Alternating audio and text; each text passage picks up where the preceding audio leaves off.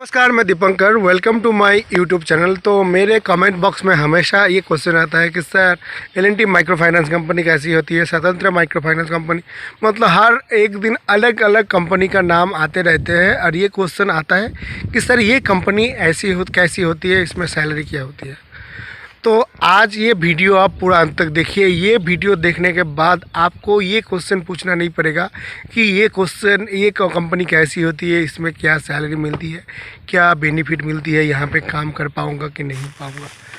तो कोई भी माइक्रो फाइनेंस कंपनी में जब आप ज्वाइन करो, ये कुछ चीज़ आप ध्यान रखिएगा, तब आपको पता चल जाएगा कि कंपनी आपके लिए सही है कि नहीं, कंपनी में आप काम कर पाएंगे कि नहीं। तो वीडियो शुरू करने से पहले मैं बताऊंगा, नमस्कार, मैं Deepankar. Welcome to my YouTube channel. मैं खुद एक माइक्रो फाइनेंस का स्टाफ हूं। इससे पहले मैं 5 साल माइक्रो फाइनेंस में ऑलरेडी काम कर चुका हूं। मेरा ऑफ़र लेटर और सैलरी स्लिप मेरे चैनल पे ऑलरेडी अपलोड है। तो अगर आप नहीं देखे हो तो आप मेरे चैनल पे वीडियो प्लेलिस्ट पे जाके आप देख सकते हो। और माइक्रो फाइनेंस के बारे में ऑलरेडी मैं वीडियो बना चुका हूँ और भाई फ्यूचर में जाके बनाते रहूँगा। तो अगर माइक्रो फाइनेंस, बैंकिंग फाइनेंस में फ्यूचर में अगर आप को ज्वाइनिंग करने का प्लान है तो आप चैनल को लाइक और सब्सक्राइब कर लीजिए। तो सबसे पहले मैं आपको बता देता हूँ कि माइक्रो फाइनेंस का जो ड्यूटी है ये मतलब मॉर्निंग में चालू होते हैं, मतलब सुबह 6:30-7 बजे ये चालू हो जाते हैं। अगर आप माइक्रो फाइनेंस में ज्वाइन करते हो तो आपको ये प्रॉपर ध्यान रखना होगा कि अगर माइक्रो फाइनेंस में काम करेंगे तो 7:30, कभी 6:30, कभी 5 बजे भी उठना पड़ेगा।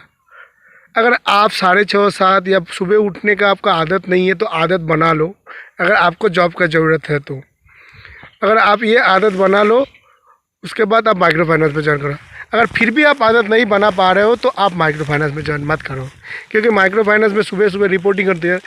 राइट टाइम में रिपोर्टिंग अगर नहीं करोगे तो भाई मैनेजर आपके ऊपर सुबह सुबह चिढ़ जाएगा। ये आपका प्रॉब्लम है। दूसरा प्रॉब्लम है माइक्रो फाइनेंस में आपको क्या होता है, कोई जॉब टाइमिंग नहीं होता है। क्यों टाइमिंग नहीं होता है? एक्चुअली माइक्रो फाइनेंस का ड्यूटी होता है 8 घंटे, लेकिन क्या होता है हर दिन यहाँ पे टारगेट होता है। जब भी आप ब्रांच पे घुसोगे तो आपको कलेक्शन का टारगेट, कलेक्शन एफिशिएंसी 90%, 95% दे दिया जाएगा। फिर मंथ के एंडिंग में बिज़नेस का टारगेट 20 लाख, 25 लाख, 30 लाख, आपके जो क्वालिटी है आपके हिसाब से बिज़नेस का टारगेट दिया जाता है। हर दिन बिज़नेस का टारगेट दिया जाता है, हर दिन नया फॉर्म सोर्सिंग का टारगेट दिया जाता है। तो ये कुछ चीज़ आपको ध्यान में रखना ही पड़ेगा कि अगर माइक्रो फाइनेंस में काम करेंगे तो डेली टारगेट रहेगा। अगर डेली टारगेट से आपको डर लग रहा है तो आप माइक्रो फाइनेंस में ज्वाइन मत करो। और एक बात, कोई भी माइक्रो फाइनेंस कंपनी बुरा नहीं होता है, ठीक है। माइक्रो फाइनेंस का मतलब जॉब ड्यूटी टाइमिंग ऐसा है, इसलिए आपको बुरा लगता है। कोई भी माइक्रो फाइनेंस कंपनी बुरा नहीं होता है। तो कोई भी ब्रांच में अगर ज्वाइन करो तो वहाँ का जो मैनेजमेंट होता है, मैनेजमेंट पर ऊपर बहुत कुछ डिपेंड करता है। तो कोई भी ब्रांच में अगर ज्वाइन करते हो आप तो उस ब्रांच के ब्रांच मैनेजर के रेपुटेशन थोड़ा जान लो, क्योंकि कोई भी कंपनी बुरा नहीं होता, बुरा होता है वहाँ का मैनेजमेंट।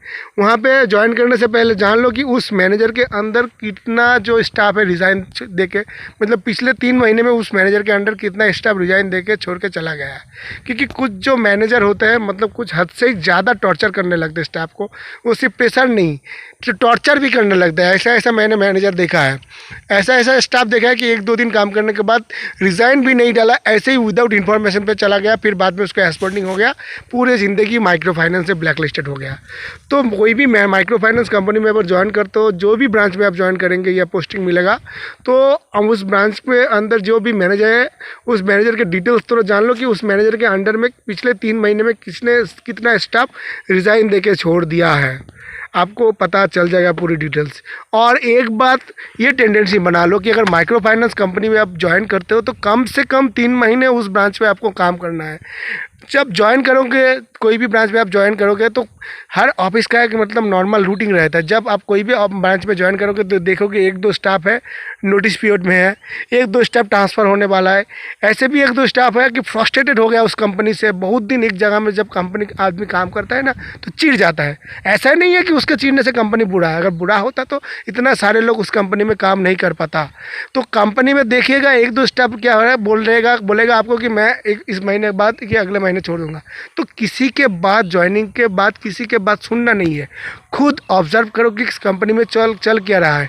और एक दिन में कोई भी कंपनी का ऑब्जर्वेशन आप नहीं कर पाओगे। मिनिमम 3 महीने आपको उस कंपनी में टाइम देना पड़ेगा, उसी के बाद आपको कंपनी के बारे में पूरा डिटेल्स पता चलेगा।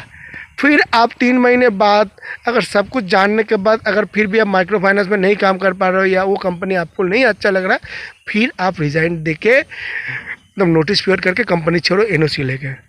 लेकिन ये सब अगर आपको ये सब चीज़ आपको ध्यान रखना पड़ेगा। ये सब टेंडेंसी, ये सब मतलब जितने भी मैंने कंडीशन बताया, ये सारे कंडीशन आपको ध्यान पे रखते हुए, ध्यान पे मुद्दे नज़र रखते हुए माइक्रो फाइनेंस में ज्वाइन करना पड़ेगा। तो अगर आप चाहते हो कि ऐसा वीडियो मैं आपके लिए बनाते रहूं तो एक सब्सक्राइब और एक शेयर तो ज़रूर बनता है। धन्यवाद।